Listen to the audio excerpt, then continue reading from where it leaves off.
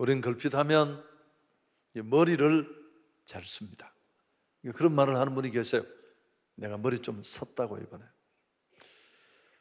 여러분, 이렇게 우리 생각과 지혜를 따라 결정하고 또 선택하는 그런 결정들은 상황에 따라서는 대단히 효과가 빠르게 나타날 때가 있고, 또 내가 대응을 잘한 것처럼 그렇게 여겨질 수도 있습니다.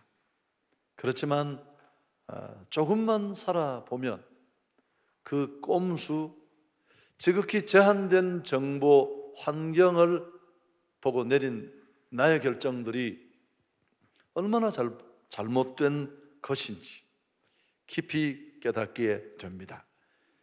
이게 머리를 굴리며 자기 생각대로 살아가는 삶의 한계라고 할 수 있습니다. 우리가 룻기 말씀을 은혜 가운데 살폈잖아요.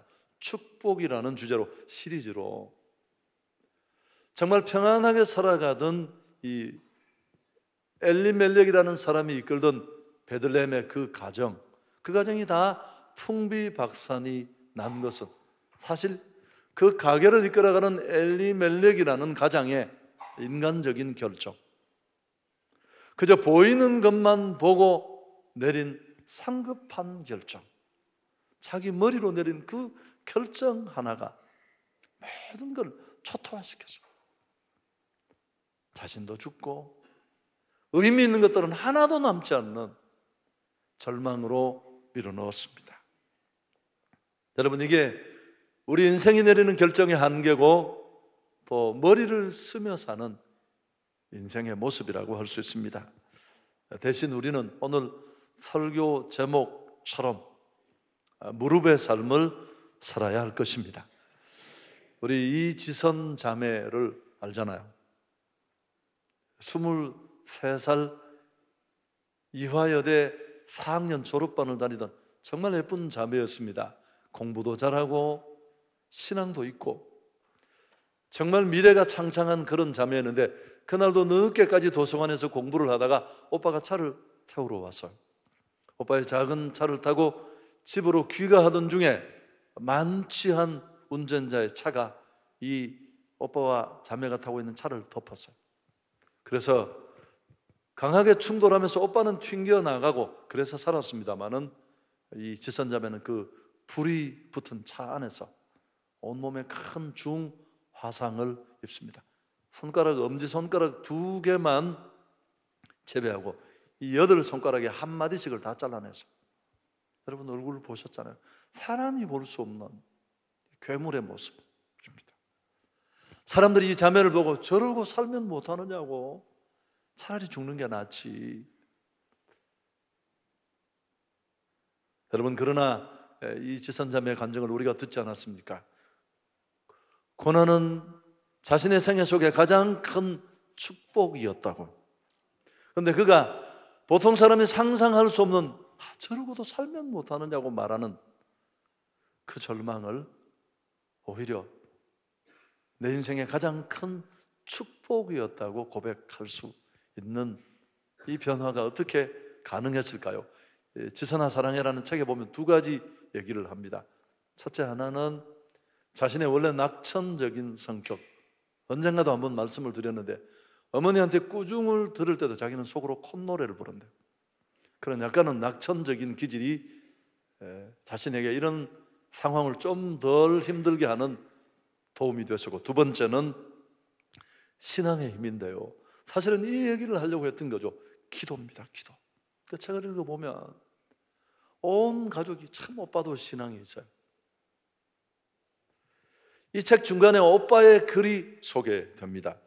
우리가 기도할 수밖에 없어서가 아니라 우리가 할 수 있는 가장 강력한 것이 기도라는 생각이 든다. 여러분, 무릎의 삶이 우리가 생각할 수도 없는 절망 앞에 선 그들을 오히려 내 인생의 가장 축복이었다고 말하면서 하나님을 간증하는 자로 그들을 서게 만든 것입니다. 또 말하지만 머리는 한두 번은 통합니다. 이런 인간적인 대응들은 되는 것처럼 보이지만 살아보면 정말 우리 삶을 엉망으로 만들어 놓습니다. 그러나 무릎의 삶은 갈수록 빛이 나는데요, 오늘 창세기 32장 이 말씀을 통해서 우리가 다시 한번 하나님의 음성을 듣기를 원하는데, 야곱의 생애에서 가장 절대절명의 위기를 맞는, 우리가 잘 알고 있는 그런 본문입니다. 오늘 이런 문제를 넘어가는 모습에서 우리는 교훈을 찾았으면 좋겠습니다.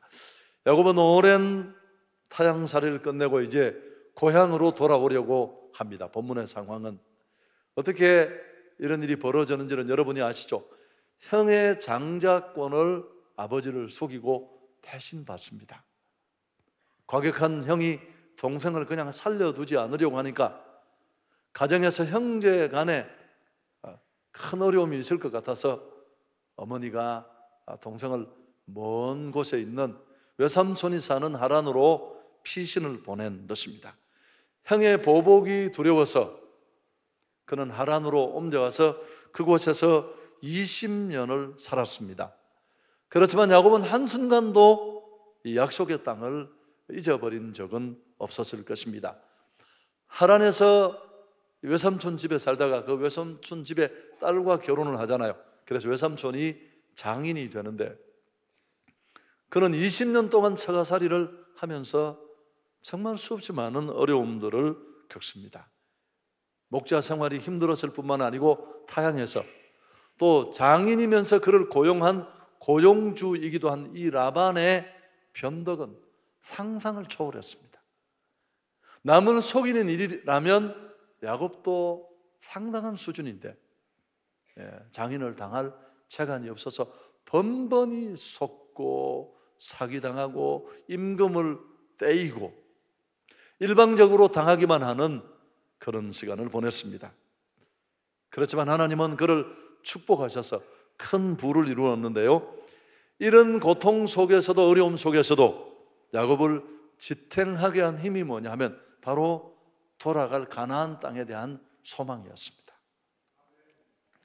그래서 그는 이제 20년의 타향살이를 끝내고 하나님의 은혜와 축복으로 큰 부를 이루어서 다시 돌아오게 되는데, 그가 다시 고향으로 돌아오는데 가장 큰 장애물이 하나 있었습니다. 그게 바로 형님이 지금도 여전히 살아있다는 사실입니다. 그리고 종들을 통해 들은 정보에 의하면 형들이 자기를, 이 형 에서가 자신을 맞으러 오는데 400명의 종자를 이끌고 온다는 전가를 받게 됩니다. 여러분 본문을 읽어보면 이런 전가를 받자마자 야곱의 온몸은 사시나무 떨듯이 떱니다. 형이 그냥 와도 서먹서먹하고 두려울 텐데 순순히 자기를 맞으려 온다면 400명의 종자를 이끌고 올 일이 뭐가 있겠습니까? 혼자가 아니라 많은 군대를 이끌고 온다는 소리에 그는 더 큰 두려움에 사로잡힙니다. 여러분, 이런 위기 상황에 야곱의 생에서 가장 힘들고 두려운 상황을 직면했는데 야곱이 어떻게 반응하는가를 보십시오. 우리의 모습과 너무 비슷합니다. 오늘 7절 8절에 보면 야곱이 이런 전가를 받자마자 즉각적으로 처한 자세가 나옵니다. 야곱이 심히 두렵고 답답하여 자기와 함께 한 동행자와 양과 소와 낙타를 두 떼로 나누고 이르되 에서가 와서 한 떼를 치면 남은 한 떼는 피하리라. 너무 평소에 그다운 순발력이 느껴지는 즉각적인 처방입니다.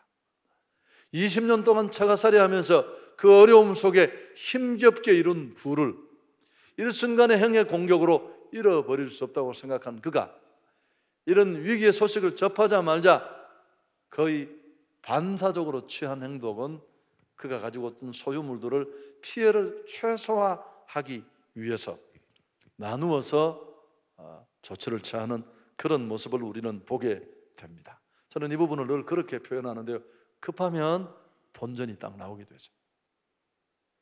여러분, 인간이 어떤 일을 당했을 때 거의 반사적으로 내린 결정은 그 속에 내 신앙과 가치를 담고 있을 수 있습니다. 꾸밀 수 없으니까요. 모든 종자와 소유를 두 대로 나누어서 혹시 형이 한쪽을 치면 최소한이라도 건져서 피해를 줄이겠다는 인간적인 수입니다. 여러분, 빠른 조처처럼 여겨지지만, 그 다음에 두 번째 보면 9절 이하에 야곱은 하나님 앞에 기도하기 시작합니다. 9절 보시면 야곱이 또 이르되 내 조부 아브라함의 하나님, 내 아버지 이삭의 하나님 여호와여, 주께서 전에 내게 명하시기를 내 고향 내 족속에게로 돌아가라, 내가 내게 은혜를 베풀리라 하셨나이다. 그러면서 13절까지 그의 기도가 계속 12절까지 이어져요. 여러분 읽어보시면, 제가 오늘 시간상 다 인용하지는 않습니다만 구구절절 기도가 꽤 그럴듯해요.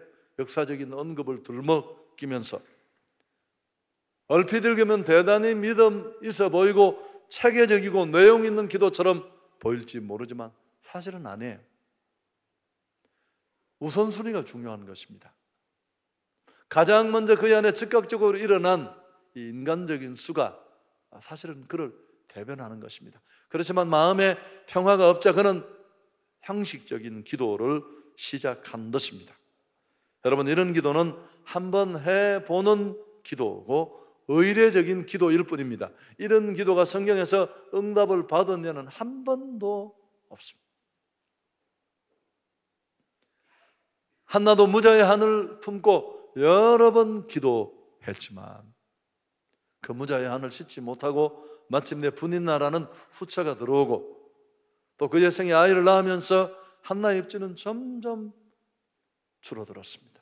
마침내 남편도 변심할 위기까지 처했고, 그때 위기 상황을 온몸으로 느낀 한나는 의례적인 기도를 내려놓고 식음을 전폐하고 성전에 올라가서 하나님, 이렇게 구차한 삶을 영위하느니 차라리 나를 데려가십시오, 이른바 생사를 건 배수의 진을 치는 기도를 통해 사무엘이라는 걸출한 인물을 낳게 됩니다. 아멘. 제가 살아보니까 그래요. 여러분, 좋을 때는 제대로 된 기도가 안 나와요. 정말 죽음 같은 상황이 덮쳐야 그때 정말 진실된 기도를 하나님 앞에 우리는 드릴 수 있습니다. 13절에 보면 또다시 인간적인 방법을 동원합니다. 여러분, 이런 형식적인 기도는 수취인이 불가해요. 편지로 말하면 후안 칼로스 오르테즈가 말하는 것처럼 천국으로 가면 이건 다 휴지통에 들어가요. 누가 받아야 될 편지인지 구분이 안 돼요. 인간적인 기도고 형식적인 기도고 기도해야 된다고 생각해서 하는 기도이니까요. 당연히 마음에 평화가 없었습니다. 그래서 그는 또 한 번 인간적인 방법을 동원하는데요. 13절 보십시오. 야곱이 거기서 밤을 지내고 그 소유 중에서 형 에서를 위해서 예물을 택하고, 이제 또 한 가지 불안한 마음에 그가 인간적으로 내린 결정이 뭐냐면 형의 마음을 좀 유화시키기 위해서 다량의 선물을 간적을 두고 준비해서 드리미는 그런 인간적인 계책을 마련하게 됩니다. 여러분, 시간이 흐르고 형과 이 야곱의 사이는 점점 거리가 가까워졌을 것입니다. 모든 소유와 가족들을 강 건너 보내고 나서 고독하게 남은 야곱은 문제를 끌어안고 하나님 앞에 홀로 섭니다. 여러분, 이 부분은 대단히 중요해요. 설교를 많이 들으셨겠지만 우리가 신앙생활을 하다가 보면 하나님이 반드시 이런 상황에 우리를 한번 밀어넣습니다. 지금까지는 꼼수가 통하고 인간적인 방법이 대응이 되고 다 되었는데, 그래서 우리 신앙은 진실된 믿음으로 만들어질 수 없어요. 그런데 그런 방법이 통하지 않는 절대 절명의 위기가 오는 것입니다. 제 삶에도 그런 순간이 몇 번 있었어요. 그렇게 해서 이게 풀리지 않는다는 걸 본인이 알 수 있습니다. 그래서 그는 모두를 강 건너 보내고 홀로 이제 생명을 건 기도를 하나님 앞에 드립니다. 우리가 알듯이 야곱은 승부욕이나 근성에는 누구에게도 뒤지지 않습니다. 그래서 그는 그 기질대로, 기도도 기질대로 하잖아요. 결사적으로 하나님께 매달립니다. 우리가 너무너무 잘하는 기도니까 천사와 씨름하고 마침내 그가 끝까지 천사를 놓지 않자 야곱의 환도뼈가 하나님에 의해서 부러졌지만 그래도 그는 끈질기게 매달립니다. 자, 26절은 잘 알지만 중요한 구절이니까 함께 읽습니다. 그가 이르되 날이 세려하니 나로 가게 하라. 야곱이 이르되 당신이 내게 축복하지 아니하면 가게 하지 아니하겠나요? 내가 고쳐서 다시 올렸는데 그대로 자막에 나와 당신이 내게 축복하지 아니하면 가게 하지 아니하겠나이다. 여러분, 처절한 격렬한 기도 속에서 야곱의 환도뼈가 부러집니다. 환도뼈는 우리 엉덩이 안쪽에 있는 우리 전체 몸을 지탱하고 있는 중심 큰 뼈를 말합니다. 그리고 마침내 하나님은 야곱의 이름을 바꾸어서 부릅니다. 발 뒤꿈치를 거는 자라는 이름을 떼고 이스라엘로 고쳐보는데 28절도 같이 한번 읽습니다. 그가 이르되 내 이름을 다시는 야곱이라 부를 것이 아니요 이스라엘이라 부를 것이니 이는 내가 하나님과 및 사람들과 겨루어 이겼음이니라. 여러분, 여기서 중요한 부분은 야곱을 지탱해 왔던 이 육신의 힘을 상징하는 환도뼈가 부러졌다는 것, 하나님이 그 환도뼈를 깨트리셨다는 겁니다. 여러분, 이 환도뼈는 인간의 의지를 상징합니다. 주경학자 매튜 헨리도 그렇게 얘기를 했습니다. 다시 말하면 지금까지 야곱이 살아온 인간적인 방법, 꾀, 꼼수, 또 머리나 재치를 쓰면서 삶의 위기를 피하고 모면해 왔던 그의 삶의 방식을 이 환도뼈가 상징하는 것입니다. 여러분, 이 뼈가 부러졌다는 것은 뭘 의미할까요? 그의 인간 의지와 자기 방법의 단절을 성경이 말씀하고 있는 것입니다. 지금까지 살아온 삶의 방식의 포기를 의미합니다. 위기만 닥치면 머리를 팍 돌려서 순발력 있게 위기를 모면하고 피해가는, 향해 장자권을 빼앗아 먹을 때도 통했고 죽이려고 하니까 도망갈 때도 통했고 그가 하나님의 축복을 빙자해서 하는 그 20년간의 짓거리들도 보면 뭘 붙이고 점 있는 양과의 교배를 시키고, 여러분 다 기억나시죠? 그 속에 무슨 유전학적인 특별한 묘수가 있어서가 아니라 하나님이 주신 축복인 줄 믿습니다. 다 은혜예요. 본인은 착각했지만 내 방법, 내 꼼수, 내 지혜가 나를 여기까지 복된 삶을 이끌었다고 생각하지만 하나님은 이제 더 이상 그런 방법으로 그를 방치해 두지 않으신 겁니다. 신앙생활에 반드시 이런 날이 와요. 지금까지는 내 생각, 내 지혜로 살았습니다. 신앙은 그저 껍데기처럼 걸쳐 있었어요. 그런 사람을 종교인이라고 저는 늘 말씀드렸죠. 종교인은 교회 다니는 사람이에요. 그냥 동창 만나러 고향 가는 것하고 비슷해요. 가슴 한켠이 좀 따뜻합니다. 몇 가지 이야기들을 그냥 가슴에 묻혀와서 자주 인용도 합니다. 그 친구 돈 많이 벌었던데 차를 큰 거 타고 하더라. 뭐 그런 얘기. 아무 의미 없는 얘기예요.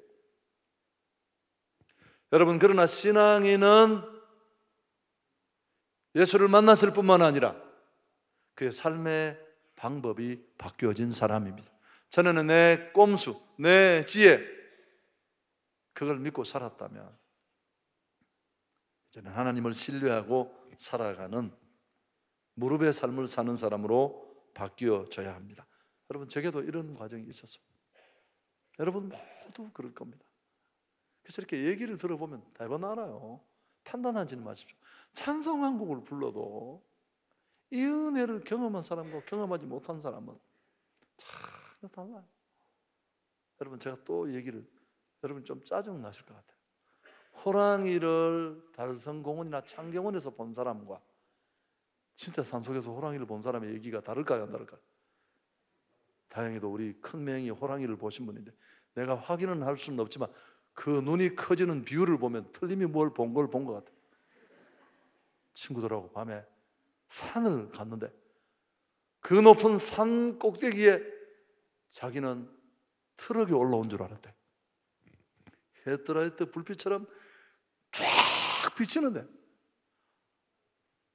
호랑이라는 걸 대번에 알 수 있다. 그래서 온 친구들이 산을 굴러서 내려왔대요.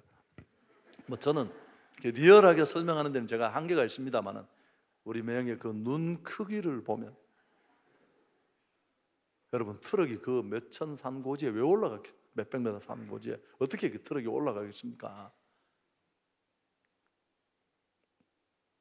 사랑하는 여러분, 지금까지는 내 생각 내 지혜로 야곱처럼 살았다면 이제는 하나님을 의지하는 무릎의 사람으로 살아가야 할 줄 믿습니다. 이게 진짜 변화예요. 기도로 하루를 시작하느냐 시작하지 않느냐는 것은 경건의 시간을 가졌느냐 그런 의미가 안 돼요. 여러분, 내 힘의 의지의 근거가 어디에 있느냐는 뜻이에요. 이 세상에 가장 교만한 사람은 하루를 기도 없이 시작하는 사람이에요. 그 속에는 어떤 의미가 들어있느냐 하면 하나님 오늘 24시간 이 하루를 얼마든지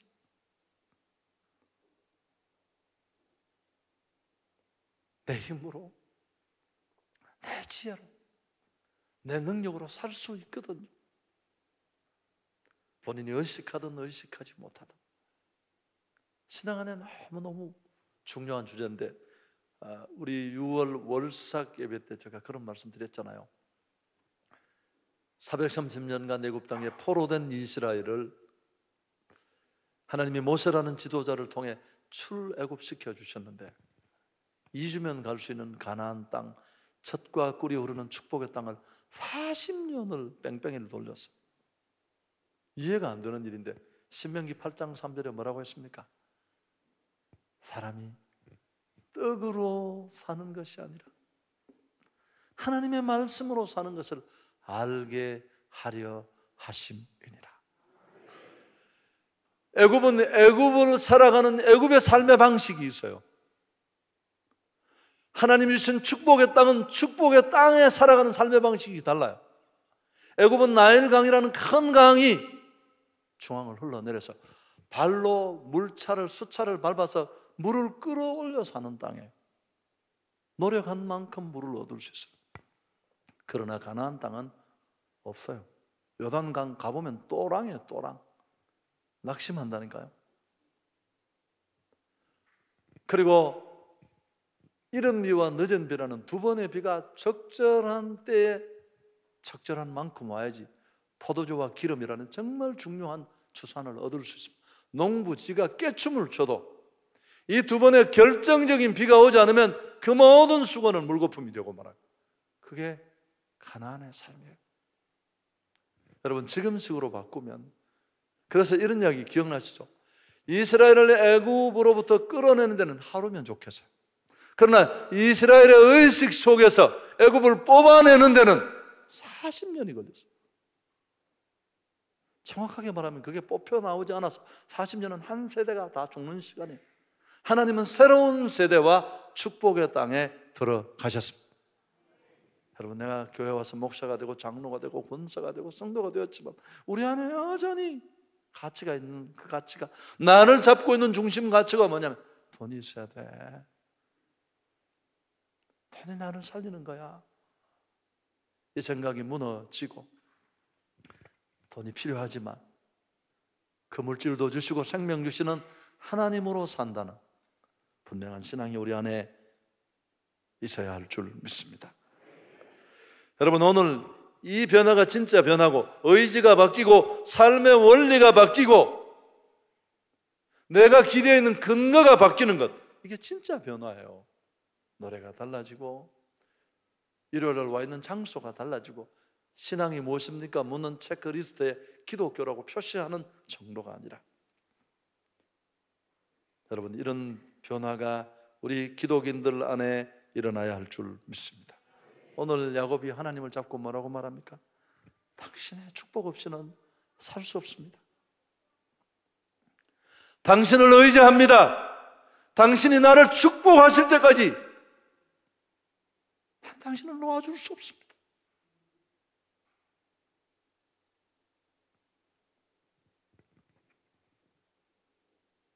여러분, 그래서 환도뼈가 부러지고 야곱의 이름이 하나님과 겨루 이겼다는 이스라엘의 이름으로 바뀌어질 것입니다. 할렐루야. 여러분, 구약성경을 읽어보면 참 재밌는 게 야곱이 엉뚱한 짓하고 사고를 치면 하나님이 와서 뭐라고 부릅니까? 야곱아 라고 불러요. 예전으로 들어간 그의 삶을. 여러분, 이런 무릎의 삶의 변화의 결과가 뭘 만들어내냐 하면 33장으로 넘어가 보면 400명의 군대를 이끌고 온 형이 동생 야곱을 만나자 어떻게 합니까? 33장 4절 함께 읽을까요? 에서가 달려와서 그를 맞이하여 안고 목을 어긋맞추어 그와 입맞추고 서로 우니라. 형이 통곡을 하고 기쁨으로 맞으면서 오히려 야곱 가게를 호휘해 주겠다고 요청합니다. 하늘이 풀면 풀리고 하늘이 묶으면 다 묶이는 거예요.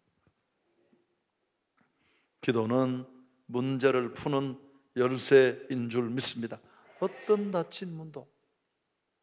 저도 목 잡혀 쫓겨나서 그 주암산이라는 돌산 위에서 그 추운 날 비닐봉지 뒤집어 쓰고 늑대처럼 살려달라고. 우리 가정을 내가 먹여 살렸어야 했어요.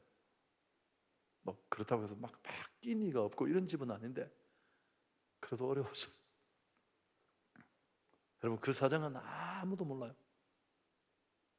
그런 고통 속에 이 머리의 삶이 무릎의 삶으로 바뀌는 정말 어려운 변화가 일어날 수 있었습니다.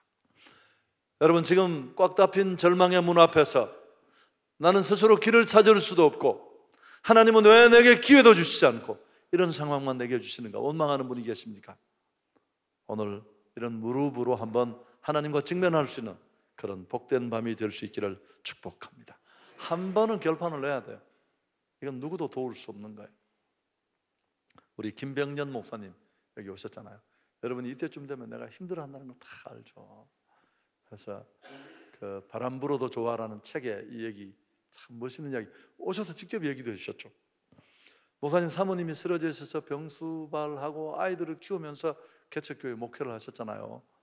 그래서 토요일날 설교를 다 마치고 목회자에게 토요일은 정말 힘든 날입니다. 저녁 늦은 시간 이제 어느 정도 설교 원고를 준비해 놓고 제가 그런 것처럼 집으로 갔는데 아이들이 아빠 통닭 먹자. 그래서 아빠가 좋다 하고 하이파이브하고 통닭을 딱 시키려고 보니까 지갑을 안 가지고 지갑을 교회에 두고 온 겁니다. 그러니까 아들이 카드 있잖아 카드. 카드도 지갑 안에 들었는데 그럼 현금. 아빠 현금 없다 그러니까 아들이 뭐라고 했습니까? 아빠가 돼가지고 그것도 못해. 그래서 자존심이 팍 상했습니다. 아니 돈 1만 5천 원 때문에 아들한테 이런 공격을 받아서 되겠나. 그것도 주일날 설교를 해야 되는 입장에서. 그래서 순간적으로 고민을 했대요.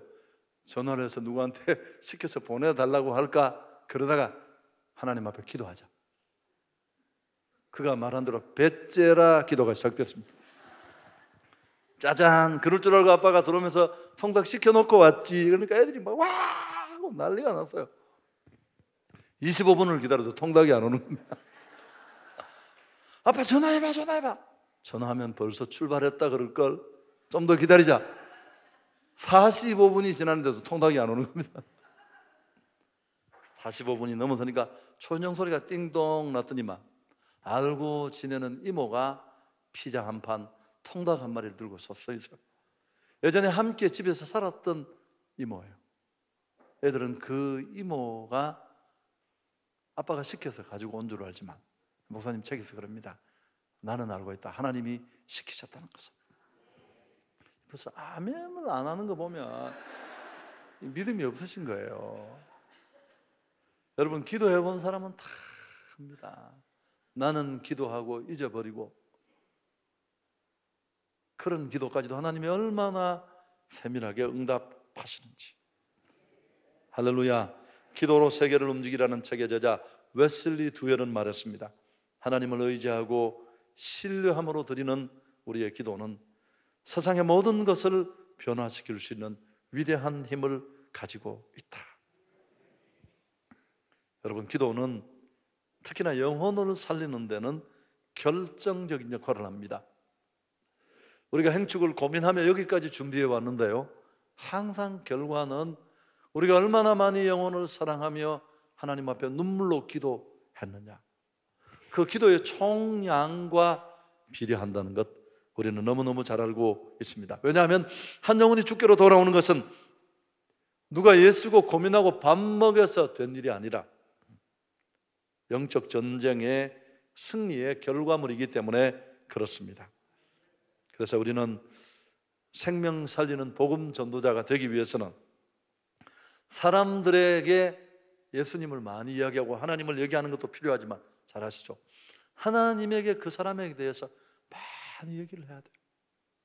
하나님 정말 은혜가 필요한 사람이고, 이번에야말로 내 남편, 내 가족, 내 사랑하는 친구 하나님 반드시 죽게 돌아오지 않는다면 그들에게 언제 기회가 있을지 모릅니다. 우리 사역반에서 이번 목요일날 모여서 얘기를 해보니까 참, 난 사역반에 가면 은혜가 돼요. 왜냐하면 일단 나는 별로 가만히 있습니다. 또 정리해 주시는 분이 따로 계세요. 정리를 참 간증하시는 분. 우리 여집사님 한 분은 전도지 1만 5천 장을 뿌렸대.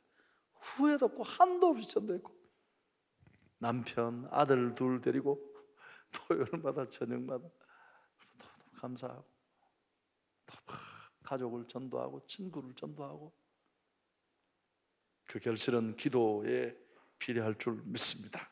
여러분, 우리가 끝까지 할 수 있는 일은, 제가 오늘 지난 2015년 5월이 우리 교회에 얼마나 큰 타격을 주니, 한국교회 전체지만 행축은 우리에게 너무너무 중요한 일인데, 행축이 시작하는 그 시작마당에 메르스가 와서 큰 타격을 입었는데, 지금도 이 지난주 우리 데이터에 150명 정도 결신하려고 결정된 사람들이 이번 주일날 놀러 가지 않는다는 보장이 어디 있습니까?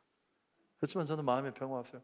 그것도 하나님이 하시는 일이고, 어쨌든 우리는 기도하면서 섬길 수 있는 일을 섬겨야 할 것입니다. 아주 가난한 가정에서 태어난 영석이라는 아이가 있었습니다. 상급학교에 갈 수 없었어요. 가정 형편으로. 그래서 하나님 앞에 길을 열어달라고 기도했습니다. 장문에 기도한 후에 장문의 편지를 썼어요. 그리고 급봉 수신자란에다가 하나님께 라고 하고 우체통에 집어넣었어요.